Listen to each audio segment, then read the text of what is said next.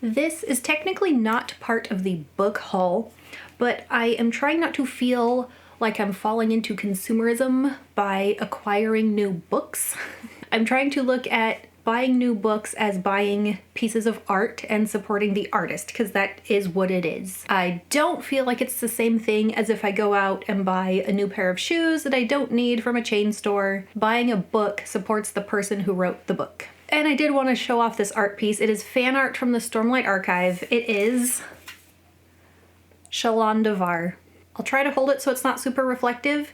This is by Mike's Art, if I'm saying that right. I follow them on Instagram. I have loved their art before. I have shared it before. I have never asked for any, but my husband is really good at paying attention and this showed up for Christmas. I will put their Instagram handle in the description so you can go check out more of their art. It also came with this pretty little mini card. I love it. I love this art style. It does have to do with fantasy books because it is art from a fantasy book. I feel like my last book haul was not that long ago. These are mostly ones that I got for Christmas and my birthday, and a few that I bought for myself because I wanted them. You have seen my lovely version of Dune. I've held it up lots of times over the last month with the Dune read along. And for Christmas, my husband got me these lovely editions of Dune Messiah and Children of Dune. So I have a matching trilogy. I know Dune isn't exactly a trilogy, but now I have the first three in the matching art styles. They're so pretty. Same color of sprayed edges. These are often considered to be kind of a trilogy because they still follow Paul and his direct descendants. I guess the whole series follows his direct descendants. They're all within like a generation. I am going to save these to read, partly because I have so much to read right now. But also, I'm going to wait and see if there's going to be a next movie and then read these closer to when that movie comes out. And it'll be interesting to see if it's going to be based mostly off of the next book for a total of 3 movies, or if they plan on making these as 2 separate movies, or like combine these 2 into 1. I don't think any of those would be the wrong choice as long as it's well done, but I'll save these to closer to then. On our recent trip to Arizona, I went to the bookstore, Bookman's, that Elliot Brooks often says that she gets books from. It seemed a little picked over when I went, but I did grab myself a copy of A Wizard of Earthsea. Ursula K. Le Guin is an author I have been long interested in reading more of. I'm also interested in reading her Left Hand of Darkness. I've seen a couple of adaptations of Earthsea books, but have never read any, and I want to try one. I've heard only good things about Le Guin, and the tropes that I like seem to be included in this book. Magic school, dragons, wizards, the usual. I had several new books on that shelf, so I just took them all out recently, and I talked about this in my series I will finish video. My husband got me the Master of Furies, which is the 3rd book in Raymond E. Feist's Firemane saga. I have only read the first 2 and didn't even pay attention to the fact that the 3rd one was out. And then my husband bought me this one, and he saw the picture I posted of my small trade paperback and then the next 2 books in hardcover, and he was like, no, that will not do. You must have them matching. So then he bought me the first one, also in hardcover. And then I posted just a story to my Instagram, the difference between the book I bought for myself and the one my husband bought for me, and that he is the reason that I have nice books. He's very supportive of my reading hobby. I haven't read any Feist for a while. He's one of those classic, writes the traditional high fantasy type of fantasy, and I look forward to finding the time to get back into this trilogy. Emily Wilde's Map of the Otherlands is pretty recent. I got it in January. Book 2 of the Emily Wilde series after her Encyclopedia of Fairies. I do have my review of this one, not a character study yet. I just love everything about them. I love that Emily is a fairy scholar and she gets to go have adventures and study what she cares about and a little romance and stuff. This one I was going to buy for myself. My husband beat me to it and pre-ordered it, and then we had a snow and ice storm and I had to just wait while the mail was delayed for days. Recently, I was sent a couple of novellas by Veronica Roth from Leo PR. One of them is her very new When Among Crows. This one's not out yet. It comes out May 14th. I did already read it, but a review will not be until closer to the release date. It's a fun little modern fairy tale set in Chicago. Magical creatures, some mystery, some slight romance. And then Veronica Roth's recent, as in a year ago, takes time to write a book. Last year, this one came out, Arch Conspirator. This one is a sci-fi retelling of Antigone. I have not read this one yet, but I plan to soon after I finish the Wheel of Time book that I'm on right now, Lord of Chaos.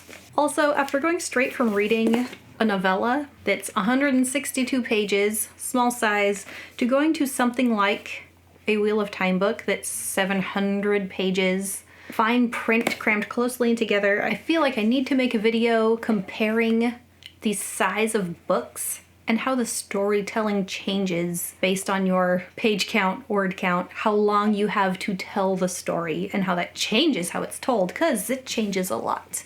Also, Robert Jordan is known for being kind of wordy. Maybe it's not a fair comparison. And very recently, a week ago, I took my 7-year-old on a book and coffee date. We went to our local library book sale. He got a lot of books, I got 0. But then we went to the coffee shop, which also has used books for sale. And I picked up The Call of the Wild and White Fang. It had one of those annoying Barnes & Noble edition stickers that did not come off all the way, so I'm super annoyed. I would consider a story like this to be in the fantasy genre because it is animals that think like humans. I don't know if they talk like humans. I haven't read it yet. I don't know much about it. First published in 1903, a domesticated dog goes out into the wild and has to survive. Just that premise sounds interesting. He has to like dredge up instincts that he's never had to use before. Then I think White Fang is like the opposite. A wild dog, a wolf that someone tries to adopt. Without knowing much about it, it seems like the kind of book I will like. It seems like it will have some deep emotion. I won't know till I read it, but I look forward to reading it. These have been in no particular order. I'm just going over my bookshelf, pulling off the ones that are new. For my birthday, which was last month, my husband also got me the first 2 Bloodsworn Saga books. These are some books I've been wanting to read since I finished The Faithful and the Fallen over a year ago, 2 years ago. I don't even remember how long it's been. But knowing that The Faithful and the Fallen was Gwyn's first series, and everyone says they just get better, and these are better than those. I keep doing this. The Faithful and the Fallen are over there.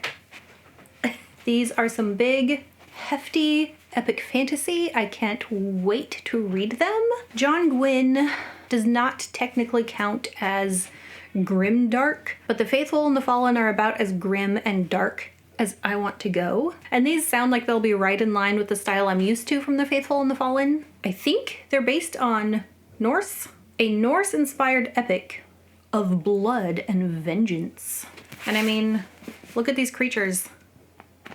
Those look like super strong, fierce creatures. I don't know if they're good or bad. I mean, the eyes are kind of glowing red, and if I know anything about animation, that is a sure indicator that they are not the good guys. And then my most recent, I got this one for myself. My husband has been really into plants lately. You can't see them because my camera points at my bookshelf, but there are plants all over in here. And this is only one room of the house. So we kind of have a deal. If he buys a new plant, I get a new book. I had been really torn about whether I wanted to read The Sword of Kaigen. I had seen it going around when it was first getting popular, and I thought, oh, that looks really cool. But I didn't want to get caught up in social media hype. I learned my lesson with Fourth Wing and Iron Flame, and I've never been the type of person to get caught up in hype and do something because everyone's doing it. But when everybody says this is so good, you want to believe that it's good. So I chose not to get it. But then I kept seeing people review it, and I kept seeing people post about it, and people whose opinions I trust also said it was good. And then I just kind of felt in the mood for it. I'm a mood reader. I don't even know the last time I read an Asian-inspired fantasy, unless you want to count Yumi and the Nightmare Painter. But I don't know how much that is actually Asian-inspired versus inspired by the Asian-inspired fantasy that Sanderson was into. Also, the wife and mother storyline Looks really interesting. So much fantasy follows a young male, young boy, young man. And fantasy that does have a female main character is often much younger than I am right now. So I don't know how old Misaki is in here, but she told herself that she left the passions of her youth behind when she married into the Matsuda house. Determined to be a good housewife and mother, she hid away her sword along with everything from her days as a fighter in a faraway country. I'm super interested now.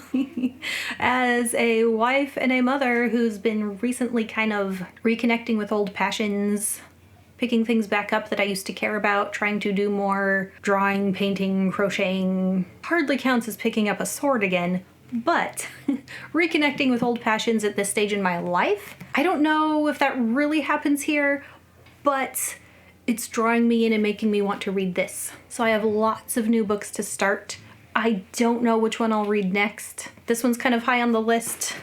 So are these. So is Arch Conspirator.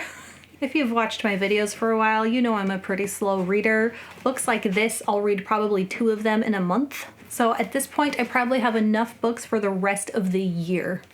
So, you know, subscribe, and then you're more likely to see the videos I make where I review these. No pressure, though. And in the comments, tell me which of those books you have read that you liked. I guess you can tell me if you hated any of them, too. But I'll be more excited if you've read any of them and liked them. Happy reading. Bye.